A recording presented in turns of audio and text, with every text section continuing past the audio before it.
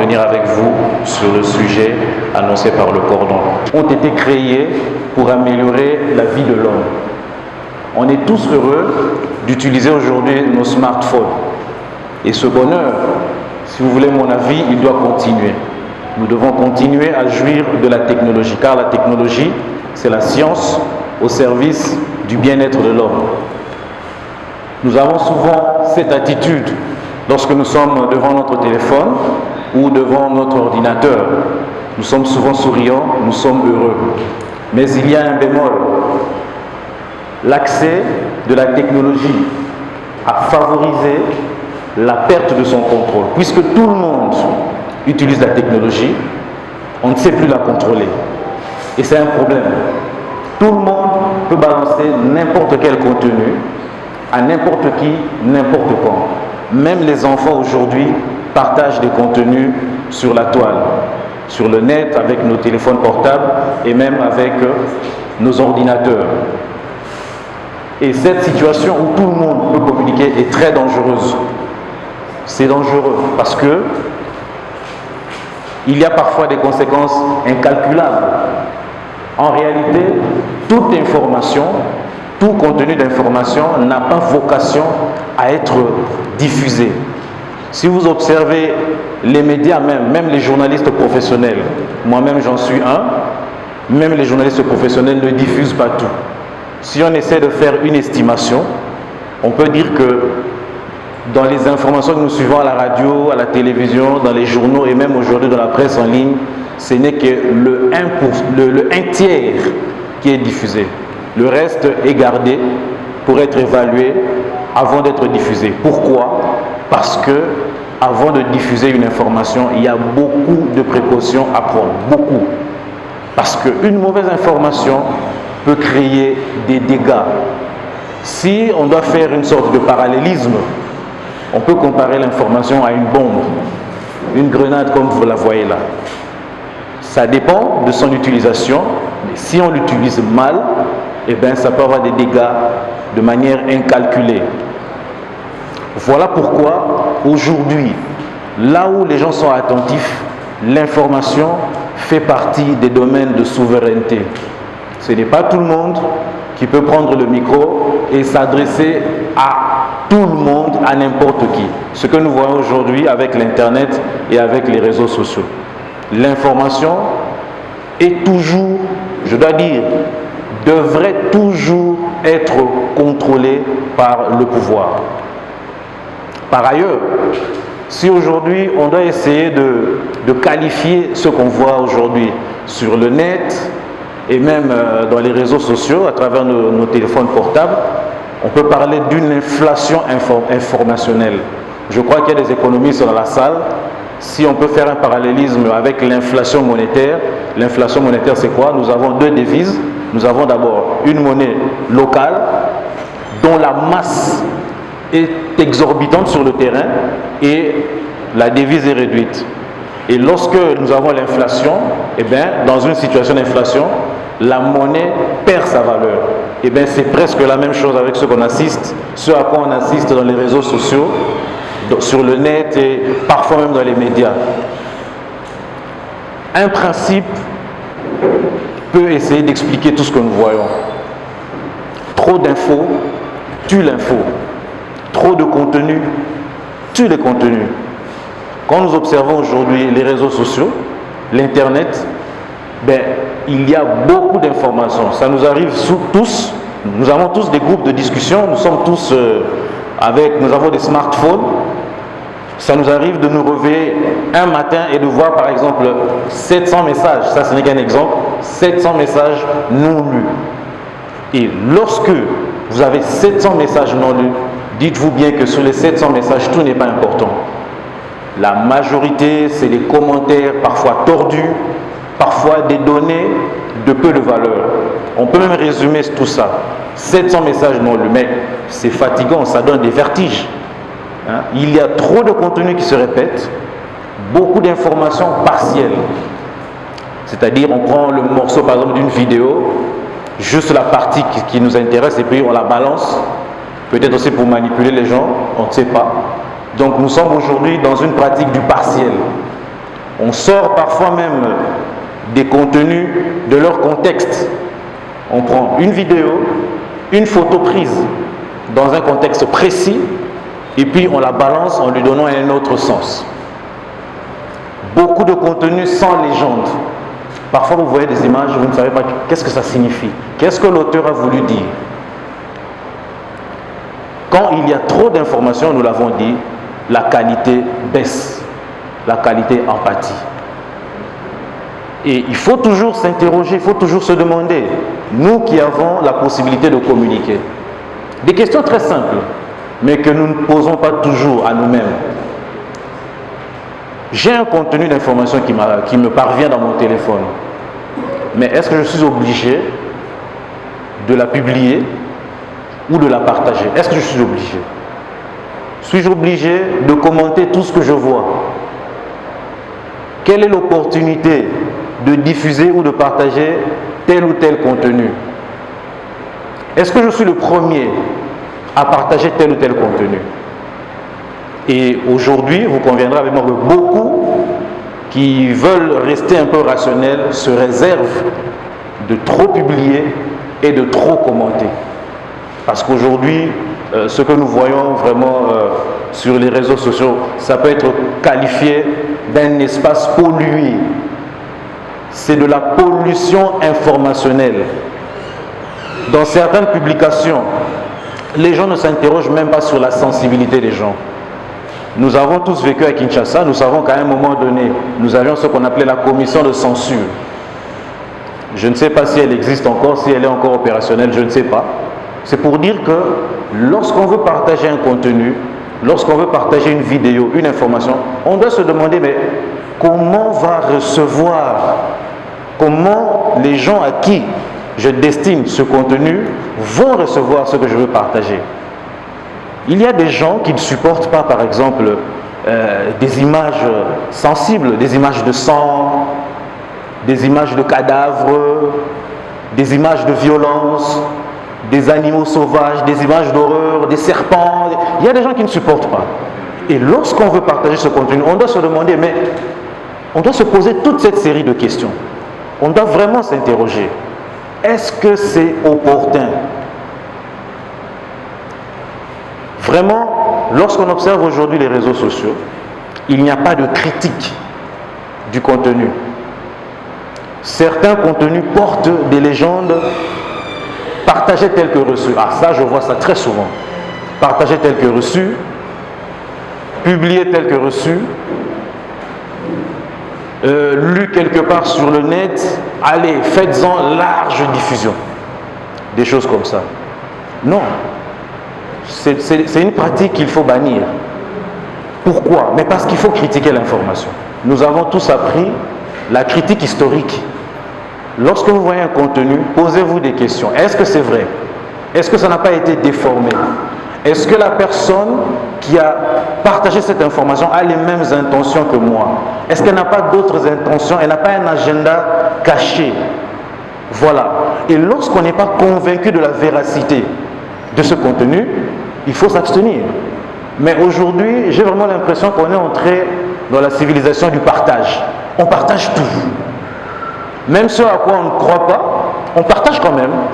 On diffuse, on partage. Et c'est une situation que moi je qualifie vraiment de mauvaise. On doit critiquer l'information avant de la diffuser. Il y a la critique intrinsèque, c'est-à-dire le contenu lui-même, et la critique extrinsèque, c'est-à-dire la personne qui diffuse cette information. Si le contenu de l'information qu'on partage n'est pas vrai, et on la partage quand même, alors on devient dans une certaine mesure complice de la propagation des fausses informations. La question de la vie privée. À travers les réseaux sociaux, on ne tient pas toujours compte de la vie privée. Et pourtant, si nous lisons les textes, je crois qu'il y a aussi des juristes, la vie privée des gens est protégée. Et par la Déclaration universelle des droits de l'homme, et par la Constitution de la RDC, notre pays. Il y a un article que j'ai repris ici, in extenso, n'est-ce pas, pour parler de la vie privée. Je vais essayer de le lire, n'est-ce pas? la confidentialité des données à caractère personnel est garantie et protégée par la loi. Tout traitement de données à caractère personnel n'est effectué qu'avec le consentement de la personne concernée ou sur réquisition de l'officier du ministère public. C'est ce qui ressort de l'article 131 de la loi numéro 020/017 portant protection des données à caractère personnel. Un autre article réglemente cette situation. Les télécommunications, la collecte, l'enregistrement, le traitement, le stockage, la transmission de données à caractère personnel se font sur autorisation de la personne, il y a une petite faute, la personne concernée et l'autorité publique compétente conformément à l'article 126 de la loi que je viens de citer sur les télécommunications. On peut se poser la question, est-ce que cette loi-là est respectée? J'ai l'impression que non. Cette loi-là n'est pas respectée, elle n'est pas appliquée. Ce qu'il convient de faire lorsqu'un contenu en rapport avec la vie privée de quelqu'un vous parvient, bon, c'est déjà venu dans votre téléphone, vous pouvez voir, c'est déjà arrivé, mais vous n'êtes pas obligé de la partager. Ensuite, vous pouvez, moi je recommande la suppression. Parce que lorsque vous partagez les sextapes, des photos, des selfies assez obscènes, lorsque vous partagez, vous contribuez, vous participez à la dépravation, hein, vous contribuez à l'atteinte à la pudeur et aux bonnes mœurs. Vous contribuez. Donc ça arrive, vous voyez, mais vous supprimez.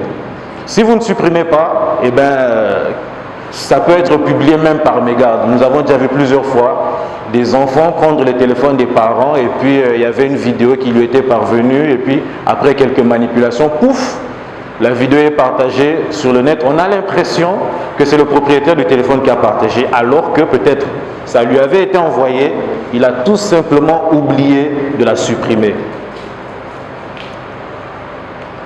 Voilà. Autre fléau qu'on constate sur le net et à travers les réseaux sociaux, c'est le secret de la correspondance. La correspondance est aussi réglementée dans notre pays, dans tous les pays du monde d'ailleurs. Il y a une loi qui protège les correspondances, notamment un article que nous avons cité, l'article 126 de la loi numéro 020/017, c'est la même loi que nous avions citée tout à l'heure, relative aux télécommunications et aux technologies de l'information et de la communication.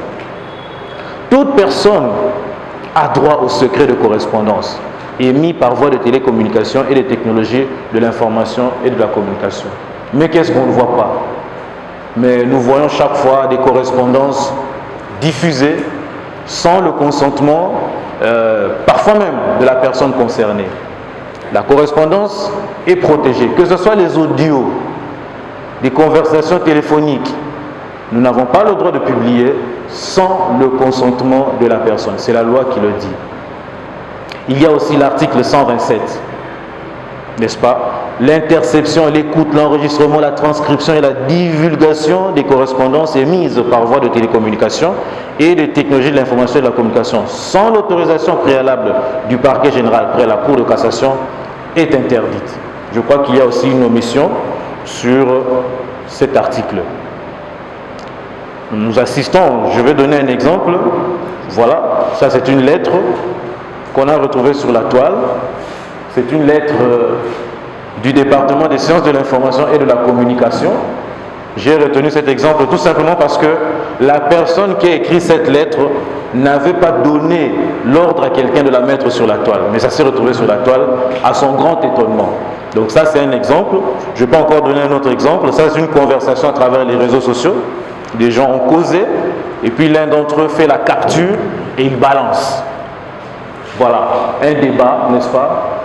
Quelqu'un qui dit pour un don d'un seul véhicule, il faut faire toute une cérémonie, le Congo a besoin de changement. Il y a eu une réplique, n'est-ce pas, monsieur Intel, pour une petite dot que tu donnes pour ta femme qui ne vaut même pas une voiture, tu mobilises toutes les deux familles, tu fais des cérémonies, là c'est bien, mais tu as quel problème vraiment? Le donateur et le bénéficiaire ont convenu d'en faire un événement, où est ton problème? Donc nous sommes là devant un cas d'une discussion entre deux individus, deux personnes, mais qui se retrouvent sur la toile. Et ça, c'est assez compromettant pour les deux personnes qui sont en discussion. Une chose est sûre, l'une d'entre elles ne doit pas avoir donné son consentement pour la publication de cette conversation. Donc, elle peut porter plainte au regard de la loi. À part les lettres, on entend des conversations audio, des conversations vidéo, enregistrées à l'occasion des appels ou par webcam. On assiste même à la diffusion des conversations enregistrées furtivement. Ça aussi, c'est interdit. Je cause avec quelqu'un, tu places ton micro de téléphone, tu m'enregistres, et puis tu vas balancer. Voici ce qu'un tel a dit. C'est interdit par la loi. Voilà. Un autre principe que nous aimerions épingler ici, c'est les secrets. Mais on voit tout ça sur la toile, à travers les réseaux sociaux. Il y a des secrets à ne jamais divulguer. Les secrets d'État, par exemple, ne jamais divulguer. Les secrets défense, ne jamais divulguer. Et puis les secrets professionnels. Le médecin ne va pas vous expliquer tout ce qu'il fait pour opérer le malade. Les magistrats, de même, ils ne vont pas vous dire tout ce qu'ils font dans le cadre de leur métier. Donc c'est interdit. Mais aujourd'hui, si on observe la toile, eh bien, on assiste à la divulgation des secrets professionnels, pour ne citer que ces cas. Alors cette situation a une cause, selon nous. En RDC, il n'y a pas une éducation aux médias. Alors que sous d'autres cieux, déjà à l'école et à l'université, il y a ce qu'on appelle l'éducation aux médias. L'éducation aux médias, c'est quoi? Ce n'est pas l'étude des médias en soi, comme on voit à l'IFASIC, aux facultés catholiques ou à l'UNIKIN, non. Mais on vous apprend à utiliser les médias. Donc, on peut comparer un peu avec l'auto-école. On vous apprend à conduire un véhicule, et non pas peut-être à le réparer, mais on vous apprend le véhicule c'est quoi, ça fonctionne comment. Chaque matin avant de démarrer, vous vérifiez l'huile, vous vérifiez l'eau, vous vérifiez le carburant, ainsi de suite, vous checkez un peu. Ailleurs, il y a l'éducation aux médias, mais chez nous il n'y en a pas encore. C'est l'une des causes de ce fléau. Dans nos familles, au travail, à l'église ou dans d'autres groupes sociaux, cette éducation est inexistante, il n'y en a pas. Dans les institutions, et ça c'est aussi un problème, certaines correspondances par exemple qui sortent sans l'autorisation du chef, dans des grandes institutions, parfois dans des grandes entreprises, sont dues au fait que la communication n'est pas gérée. La communication au sein de cette institution n'est pas gérée. Et parfois, lorsqu'il y a un chargé de communication, c'est parfois quelqu'un qui n'a pas étudié la communication. Il ne sait pas quels sont les enjeux. Je vous l'ai dit, l'information est stratégique. Il y a des informations qui ont déjà déclenché des guerres dans certains pays du monde. Donc, ça c'est l'une des causes. Nous avons observé une attitude aussi qui favorise certains comportements qu'on observe à travers les médias dans l'espace de la communication. Nous avons ici un tableau qui représente pas toutes les humeurs, mais quelques exemples d'humeur et d'état d'âme. Qu'est-ce qui arrive? J'espère qu'il y a aussi des psychologues qui peuvent nous aider aussi à comprendre. Normalement, lorsqu'on est de mauvaise humeur, lorsqu'on est par exemple de bonne humeur aussi, lorsqu'on est dans la joie, lorsqu'on est en colère, lorsqu'on est séduit par quelque chose, lorsqu'on est amoureux, lorsqu'on est triste ou lorsqu'on est détendu, on se relaxe, dans toutes ces situations, nous sommes moins attentifs. Notre degré d'attention baisse. Souvent, ce qui arrive aussi, lorsque nous sommes devant notre ordinateur ou bien devant les réseaux sociaux, le degré d'attention est au plus bas. Nous sommes parfois en train de nous amuser, de sourire avec des amis, on est en train de s'amuser, mais notre degré d'attention baisse. Et souvent, c'est dans ce genre de situation que des mauvais contenus sont diffusés, sont partagés comme ça. On vous envoie une vidéo juste pour rire, mais vous ne savez peut-être pas que dans cet humour-là, ça peut blesser quelqu'un, mais toi, tu étais déjà heureux, ça t'a fait sourire, allez, tu partages. Mais ça peut déranger quelqu'un même que tu connais. Pourquoi tu as partagé? Eh bien, toi-même, tu ne t'es pas maîtrisé, ton degré d'attention était au plus bas. Alors, la recommandation ici, nous savons que, bon, 70% c'est une estimation. c'est une estimation, 70% des mauvaises publications sont faites dans ce genre de conditions. Soit on est en colère, c'est-à-dire quelqu'un balance un contenu, ça vous énerve, peut-être qu'on a critiqué ton chef, on a critiqué un ami, ou lorsqu'on est en colère, mieux vaut s'abstenir tout simplement. Ne pas partager, ne pas diffuser. Mais nous savons que c'est souvent dans ce genre de situation qu'on partage des mauvais contenus. Nous recommandons une attitude à observer lorsque nous sommes devant un contenu. Si par exemple, c'est moi qui suis à l'initiative de la publication, je dois aussi observer certaines précautions. Avant de publier un contenu, un message, parce qu'aujourd'hui on a aussi l'impression qu'il y a beaucoup de sages sur la toile, mais dans la vie pratique il y a très peu de sages. Lorsque je veux publier quelque chose, je dois disposer de plusieurs sources qui attestent de la validité du contenu que je veux diffuser. Si je ne dispose que d'une seule source, comme le dit le tableau, et je publie quand même, il y a un risque d'induire les autres en erreur si moi-même je me trompe. Parce que je n'ai qu'une seule source, je n'ai pas suffisamment de sources, je n'ai pas suffisamment d'informations sur le contenu que je veux diffuser. Si je suis à l'initiative de la publication d'une information, d'un contenu, et je dispose de plusieurs sources, alors là, j'ai l'assurance je peux publier quelque chose de manière responsable parce que j'ai suffisamment d'éléments, suffisamment de matière pour pouvoir partager un contenu qui sera édifiant. Et ça, c'est souvent l'apanage des experts, des spécialistes. Par exemple, un spécialiste en questions économiques ou un spécialiste en questions du droit, il peut publier quelque chose par rapport au droit ou par rapport à la médecine parce qu'il s'y connaît et il peut être sûr de publier des bonnes choses.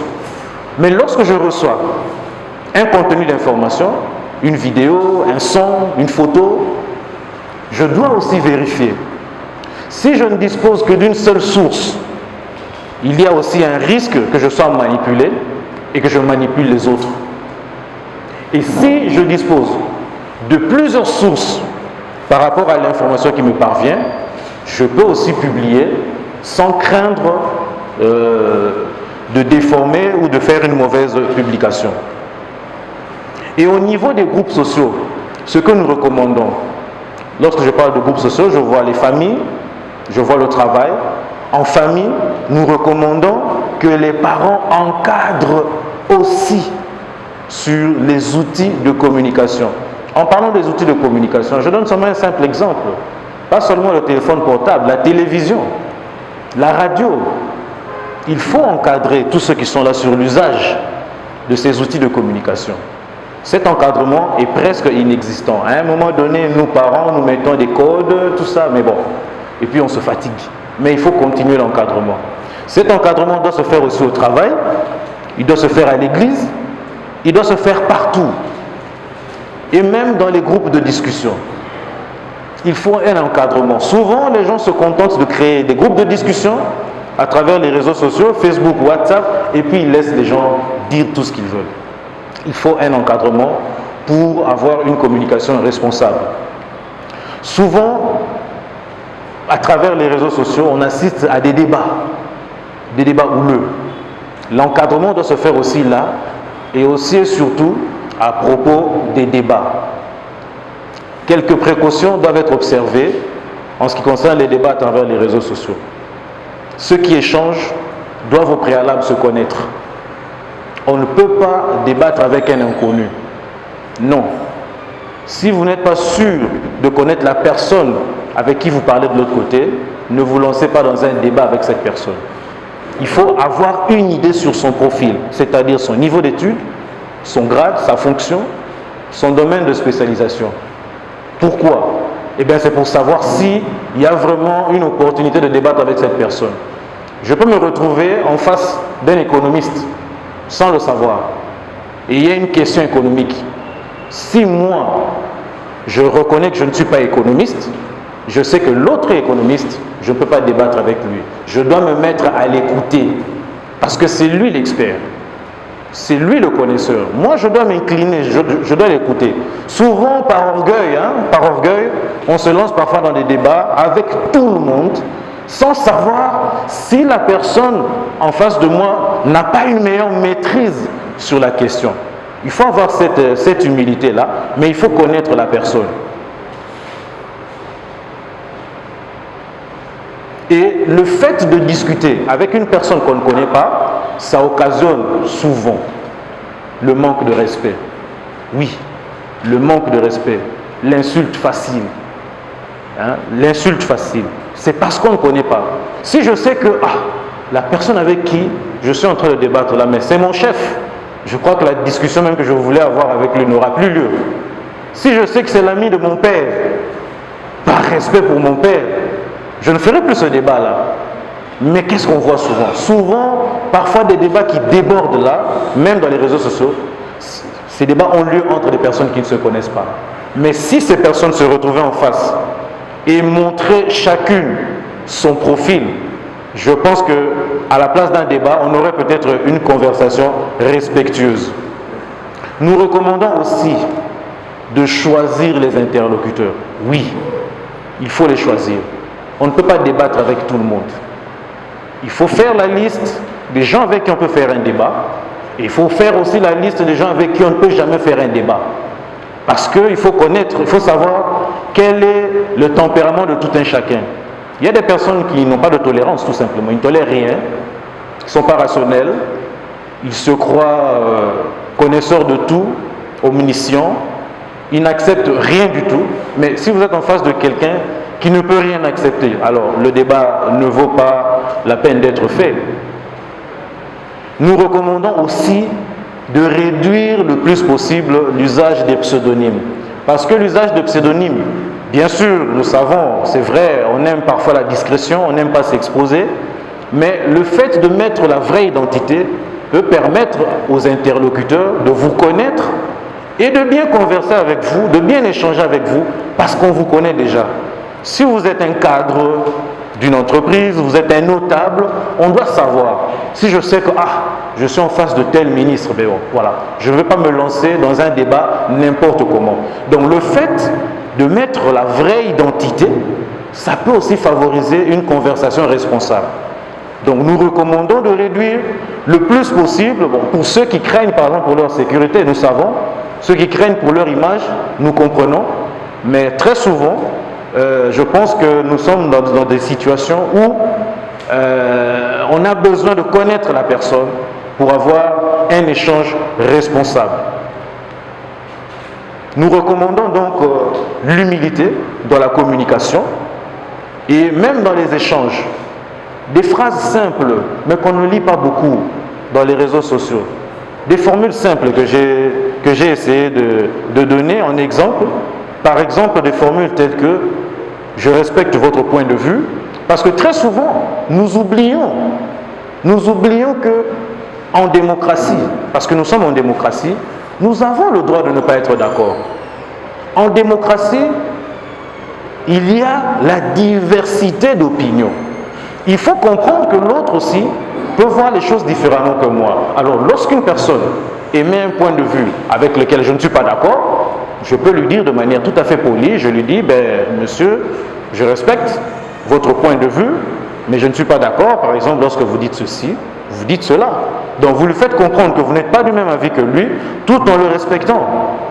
Je comprends votre indignation, mais voici un aspect que j'estime important, que vous devriez prendre en compte. Des formules assez simples, mais que nous ne lisons pas beaucoup. Et ça aussi, ça doit faire partie des conseils que nous donnons à nos enfants, au travail, à nos subalternes, partout, même à l'église, même dans d'autres regroupements. Et au niveau des institutions, nous recommandons de gérer la communication. Si on ne gère pas la communication, nous risquons de connaître ce qu'on a connu aux États-Unis d'Amérique, ce qu'a fait Edward Snowden. Je crois que certains connaissent ce feuilleton. Edward Snowden, c'était un informaticien et qui a révélé que voilà, les États-Unis étaient en train d'espionner tout le monde.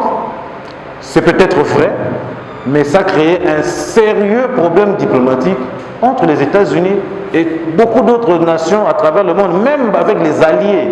Sans le savoir, Edward Snowden a mis son pays en difficulté sur le plan diplomatique. Et aujourd'hui, il est en Russie. Maintenant, Poutine se sert de lui comme monnaie de change, n'est-ce pas? Comme nous savons, parfois on échange des prisonniers entre pays et Poutine l'utilise comme monnaie d'échange. Mais si au moins il savait que certaines informations n'ont pas vocation à être diffusées, je crois qu'il ne l'aurait pas fait. Il ne l'aurait pas fait. Il l'a diffusé parce que, voilà, on ne sait pas, il avait quel calcul politique. Et donc nous recommandons de gérer sensiblement la communication dans toutes les institutions du pays, entreprises, ONG, partis politiques, ainsi de suite, pour éviter des catastrophes informationnelles comme ce qu'on a connu avec Edward Snowden. Il faut désigner un chargé de communication pour contrôler le flux de l'information. C'est important. Si on ne le fait pas, eh bien, chaque fois on sera surpris et nos autorités seront parfois mises à mal avec la diffusion de certaines informations qui ne doivent pas être diffusées.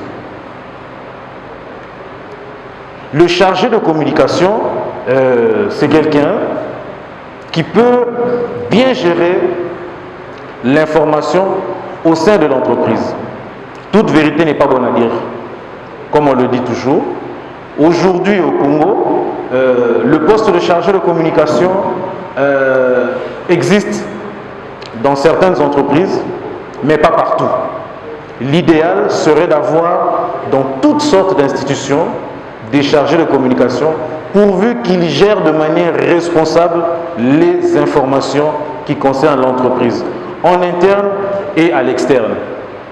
Et en ce qui concerne les réseaux sociaux et tous les autres médias, cela fait l'objet d'un enrichissement d'un ouvrage qui avait déjà été travaillé et qui a été gardé.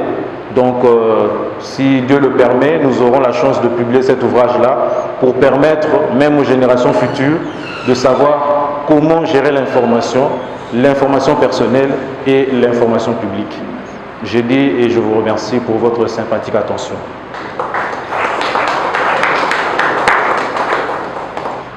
Je voudrais vraiment faire une remarque par rapport à vous qui êtes en communication. Je ne sais pas pourquoi vous nous avez montré une image, la seule, d'une blanche avec son smartphone, alors que nous sommes au Congo, 100 millions de personnes congolaises. Vous aurez pu prendre votre propre photo. Il y a quand même des... Hein, donc, en termes de communication, il y a un petit problème. Alors, deuxième remarque, l'exposé tend à montrer les dangers des réseaux sociaux, ça c'est un fait, mais à mon avis, au travers des réseaux sociaux, en dehors des discussions parfois qui vont dans tous les sens, les gens accèdent à la bonne information aussi. Hein, ça c'est un aspect que j'aurais bien voulu faire ressortir. Vous savez, voilà, aujourd'hui vous avez besoin d'apprendre, je sais pas moi, c'est pas la comptabilité ou quoi pour quelqu'un qui n'est, ou l'agriculture ou des techniques pour faire ça, vous tapez sur les réseaux sociaux, vous avez la réponse.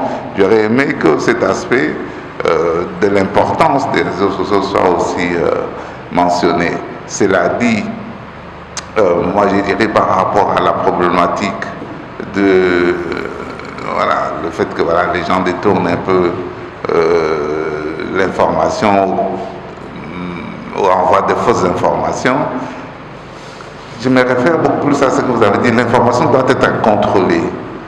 Si elle est contrôlée, est-ce que ça ne donne pas lieu à la manipulation aussi, qui est un effet contraire, hein, parce que voilà, il y a des gens sur les réseaux sociaux qui balancent des fausses informations, on l'a vu, on sait que les cordons a dit sur Tombodi Kembe, mais on sait très bien par rapport à ce qui se passe par exemple en Russie, l'information est bloquée, il y a une guerre, et on dit aux gens, tiens, on fait une opération spéciale.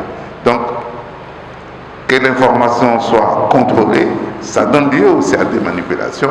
Si elle est trop diffuse, très ouverte, ça donne lieu, ça peut donner lieu à la manipulation, mais très vite, on sait contenir les choses à mon avis. Hein. C'était beaucoup plus un commentaire que vous pouvez aussi commenter. Merci. Concernant l'image, bon, l'image a été prise de manière arbitraire, hein, parce que dans nos recherches, il fallait tomber sur une image qui essayait d'exprimer un peu mieux l'idée. L'idée, c'était de montrer une personne en train de sourire, tout simplement. Et il fallait prendre quelqu'un qui accepterait, n'est-ce pas? Voilà. C'est une image libre de droit, en fait. Parce que la gestion d'image aussi est soumise à beaucoup de contraintes. Donc nous avons pris ça facilement parce que c'était une image libre de tous les droits. Donc quelqu'un ne va pas venir me demander tu as pris ma photo, tout ça. Donc voilà, c'est le premier critère qui a prévalu. Bon, que ce soit une blanche ou une métisse, voilà, je ne sais pas trop, je n'ai pas vraiment fait attention à ça. Mais c'était juste pour illustrer l'idée. Concernant, effectivement, j'encourage la communication. Les gens doivent continuer à communiquer à travers les réseaux sociaux parce qu'il y a beaucoup de bonnes informations à travers les réseaux sociaux. Les médias sérieux ont des embranchements dans les réseaux sociaux. C'est vrai, donc on doit s'informer, mais avec attention, de manière assez rationnelle, pour ne pas tomber justement... Je donne un exemple, l'information dont le cordon a parlé sur Mutombo Dikembe. Moi, je l'ai vu dans un site que je considère comme sérieux. C'est le site Média Congo. Mediacongo.net, c'est un site sérieux, à mon avis. Mais quand j'ai vu la nouvelle sur... D'abord, la nouvelle sur le policier qui aurait... le policier, comment on l'appelle déjà? Le policier qui a fait je sais pas quoi. J'ai vu une première nouvelle et puis ça a été démenti. Je dis, ah, bon... Ça circulait dans les réseaux sociaux, ça a été relayé par un média. Et puis l'information sur Mutombo Dikembe, ça circulait. Donc voilà, il faut communiquer, mais avec précaution. Donc nous ne recommandons pas la cessation de la communication, non. Et justement, l'objectif c'est celui-là, c'est le contrôle pour éviter que l'information nous emmène à la dérive. C'est ça en fait l'objectif. Mais ce contrôle-là ne doit pas donner lieu, je suis d'accord avec vous, à une manipulation, même politique, parce que vous avez donné l'exemple de la Russie et des Occidentaux. Là, nous sommes dans une guerre, d'abord militaire, mais aussi dans une guerre médiatique. Chacun veut contrôler l'information à son avantage. Bon, ça, ce sont vraiment des enjeux politiques. Mais nous recommandons un contrôle pour permettre à la population de bien s'informer, d'avoir une information qui les édifie. Je suis Michel Batouamona. J'ai été très intéressé par la qualité des débats lancés par le professeur Jean-Paul Koutoumissa qui a tout à l'heure rappelé l'objectif d'un débat qui doit conduire au développement, qui doit conduire, selon Karl Popper bien sûr. Mais ici, je voudrais insister sur en fait, voyez-vous qu'il y a quelques mois passés, dans la tournée du chef de l'État en Boujima, il aurait parlé d'un truc, il avait dit Eloko Moïsa de Soussouté, Pongo Kolo déjà ici et Kouvoua. Et la manière de traiter cette information, on avait seulement coupé un morceau de vidéo qu'on a balancé qui a semblé être dédaignant pour certains Congolais, puisqu'il y a d'un côté les opposants du pouvoir et ainsi de suite, il y a eu la manipulation. Mais prof, qu'est-ce que vous proposez en tant qu'expert, puisque vous avez parlé de la gestion des capacités de la communication, lorsque vous avez dit qu'il faudrait un gestionnaire de la communication qui soit ici de la science de l'information et de la communication. Mais oui, la gestion de la compétence, oui. Mais qu'est-ce que vous préconisez? Quelles sont des stratégies, par exemple aujourd'hui, en République démocratique du Congo, qui peuvent contribuer à l'épanouissement de ces secteurs? Vous avez cité un exemple auquel moi-même j'ai assisté. Le discours du président de la République, c'était au Sankourou. Moi, je l'avais suivi en intégralité. Effectivement, l'extrait que les gens balançaient là, j'ai même suivi ça dans des terrasses, c'est sorti de son contexte. Vous voyez, c'est sorti de son contexte. Ça a été, bon, là maintenant nous sommes, bon, ceux qui ont utilisé ça, ont un calcul politique. Maintenant, la meilleure façon de contrer ce genre d'initiative, c'est très simple.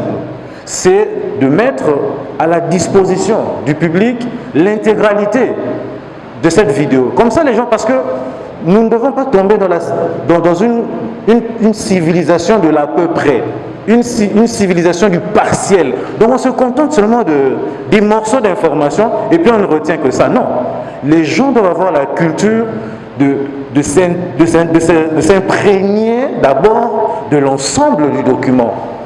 Si vous voulez être sûr d'avoir compris un ouvrage, vous devez le lire en entier, du début jusqu'à la fin, et pas seulement une fois, 2 fois, 3 fois, pour être sûr de l'avoir maîtrisé. Donc c'est aussi une pratique à encourager. On doit arrêter avec le partiel. Maintenant, pour contrer ce genre d'initiative, lorsqu'une personne diffuse un morceau d'information, vous dites non, ça ne commence pas là. Il y avait un début et il y a eu une fin, il y a eu une suite dans laquelle il faut insérer le morceau que vous nous balancez. Et quand vous remettez le contenu dans son contexte, vous retrouvez le vrai sens. Et c'est ça qu'il faut encourager. C'est ça qu'il faut encourager. Ça doit être pointu et ça doit tourner. Alors, la spirale du silence, c'est quoi? Une personne parle. Moi, je ne dis rien. Je fais un feedback négatif. Elle parle encore. Moi, je ne réagis pas. Et ainsi de suite. Ça monte. Donc, la spirale du silence, il faut l'éviter. Sinon, les gens risquent de retenir ce qu'ils entendent. Vous voyez? Donc, lorsqu'une personne diffuse une mauvaise information, moi, je dois apporter un démenti avec la vraie information. Et je la montre. Je dis, voilà, vous dites ça, voici la vraie information. Il faut montrer la vraie information. Parce que si je me tais, mais les gens vont retenir ce que les gens ont dit. Et c'est ça qui est mauvais. Vous voyez? C'est l'une des stratégies. Donc, il faut communiquer. Il ne faut pas exagérer, bien sûr, mais communiquer au moment opportun. En fait, je suis en train d'aborder dans le même sens avec Michel. C'est sur le plan purement politique. Vous avez dit tout à l'heure, il ne faut pas engager un débat avec quelqu'un que vous ne connaissez pas. Et pourtant, la communication doit passer. N'est-ce pas? Je prends un exemple simple. Une personne que nous connaissons politiquement. Je parle de Mokia, que j'aime appeler communément mon ami. Un matin, vous vous réveillez en tant que politique, on vous appelle, on vous dit, madame, préparez un débat avec Mokia sur la question telle. N'est-ce pas? Mais vous savez que Mokia, généralement, il n'accepte rien. N'est-ce pas? Et vous devez faire passer le message vrai pour dire voilà l'idée du chef de l'État. Voilà ce qu'il voulait dire au travers de ses paroles. Dites-moi un peu, je dois me taire pour dire cette vérité-là, connaissant mon interlocuteur, ou je dois quand même prendre le risque de battre avec lui. Je ne sais pas si vous me saisissez. De l'acteur politique que vous avez cité, donc nous connaissons sa façon de réagir. Devant ce genre de situation, je dois d'abord répondre à la hiérarchie qui me demande d'aller débattre avec cette personne pour faire passer la vraie information. Je réponds à la hiérarchie tout en connaissant mon interlocuteur. Le combat est facile quand on connaît son adversaire. Je sais que cette personne ne tolère rien, mais moi, je vais faire de mon mieux pour apporter tous les éléments de preuve et convaincre l'opinion. Parce que lorsqu'on fait un débat, ce n'est pas seulement pour convaincre l'interlocuteur, il y a aussi l'opinion publique qui suit et qui a besoin de l'information. Donc j'irai quand même débattre avec Gabriel Mokia, en dépit de ses attitudes qu'il a souvent devant ses interlocuteurs. Et lorsque je disais en fait, on ne débat pas avec un inconnu, c'était beaucoup plus sur le plan du profil. Comme le cordon l'a dit, Vous débattez avec quelqu'un, surtout à travers les réseaux sociaux, mais c'est peut-être un garçon de 12 ans qui n'a pas encore tout appris dans sa vie. Il y a des gens qui ont un niveau encore un peu faible. Donc si vous savez que, ah bon, ça c'est un élève, il faut lui donner le temps d'apprendre, et bien voilà, donc il n'y a pas lieu de débattre avec cette personne. Et si à l'opposé, je me retrouve envers un supérieur, parce que même ceux qui ont atteint le niveau du doctorat, il y a aussi des niveaux. Hein. Il y a des niveaux, il y a des gens qui ont fait encore des études au-dessus de leur doctorat. Donc ils ont vraiment des connaissances solides et immenses. Il y a des débutants. Moi, si je dois m'évaluer, bon, je suis un professeur junior, n'est-ce pas? Je suis un professeur junior. Il y a des professeurs devant qui, vu leur expérience, non, je m'incline. Je m'incline, vu ce qu'ils savent. Même si voilà, je ne veux pas non plus, moi non plus, me montrer un peu, disons, poltron. Non, je ne dois pas être poltron, je ne dois pas être trouillard, mais je dois respecter ceux qui ont un niveau supérieur dans telle ou telle matière. Donc c'est plus une précaution. C'est plus une précaution à prendre pour avoir des bons échanges. Merci Cordon.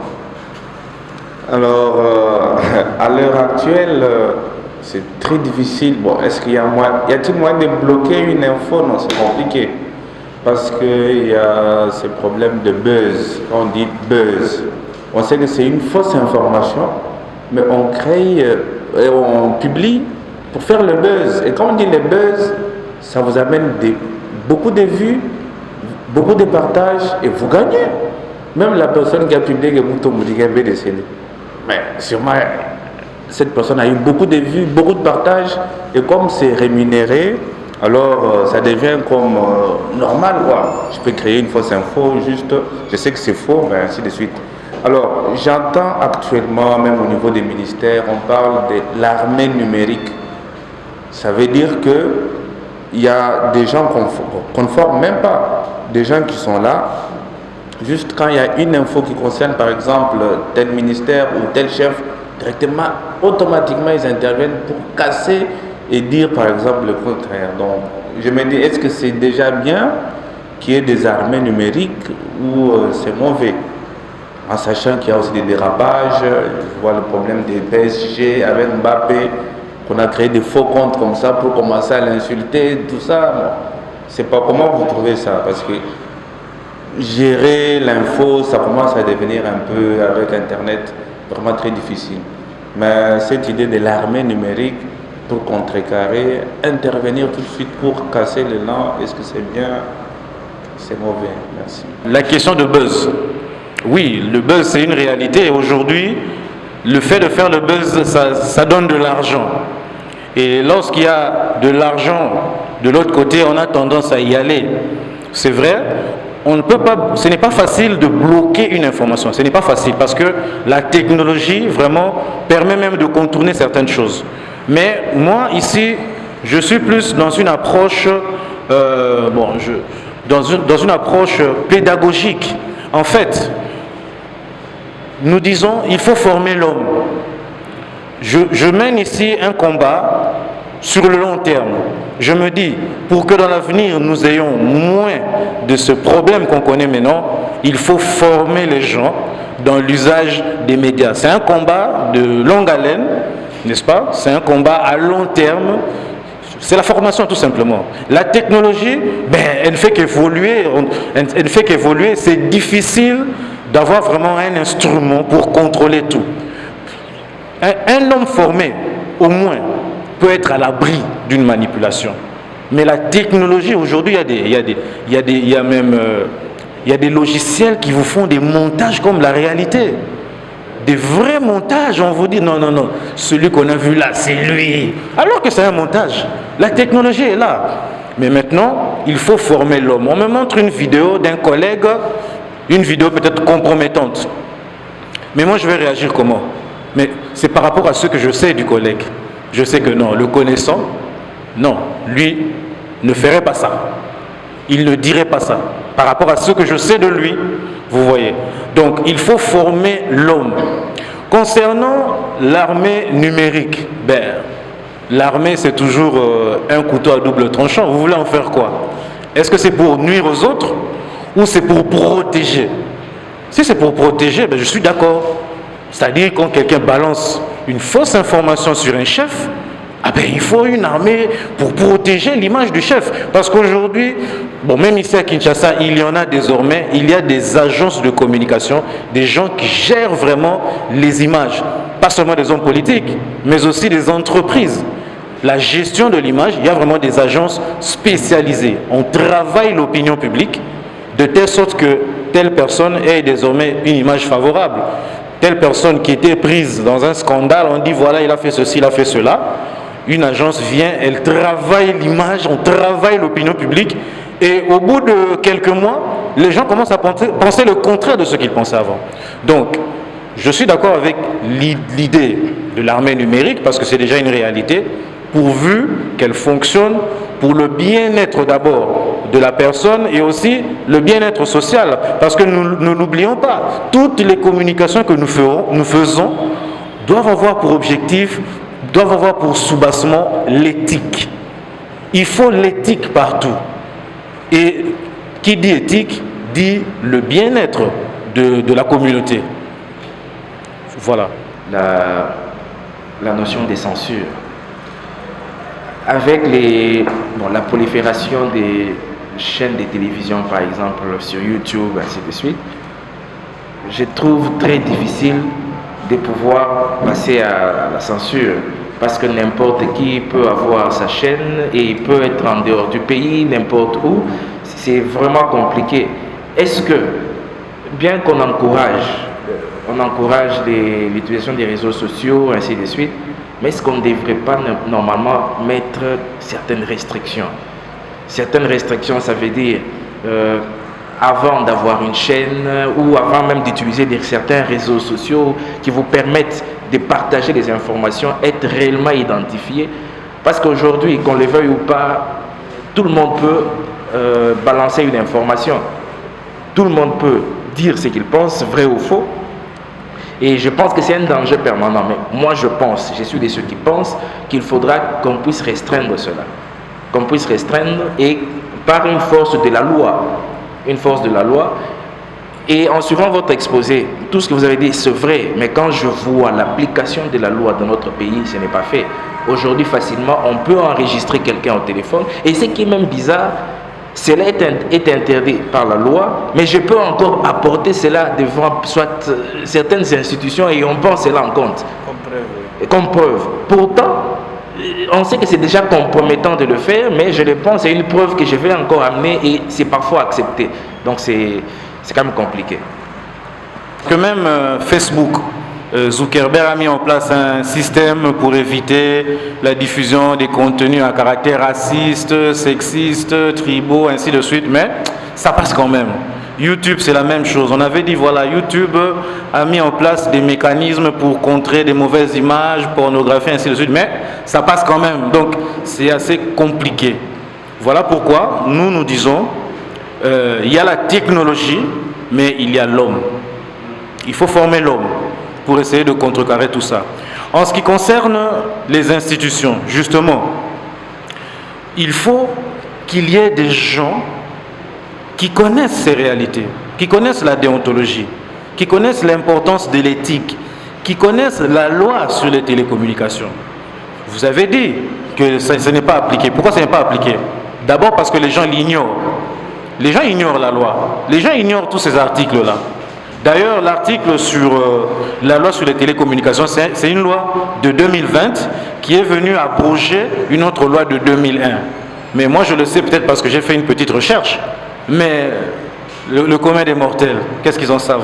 Donc il faut vulgariser ça. Dire aux gens, écoutez, une conversation ne doit pas être divulguée comme ça, c'est interdit. Il faut le dire aux gens, il faut le dire aux enfants, il faut le dire à l'école, il faut le dire à l'église, partout où nous allons. Il faut que les gens sachent que ce que je fais là, ce n'est pas bon. Et je l'ai dit, c'est parce que justement, c'est une tâche ardue qu'il faut le faire. Donc, c'est un problème très sérieux, mais il faut quand même réfléchir pour trouver des solutions. Donc il faut vulgariser la loi, il faut former le public, mettre les programmes d'éducation aux médias à l'école.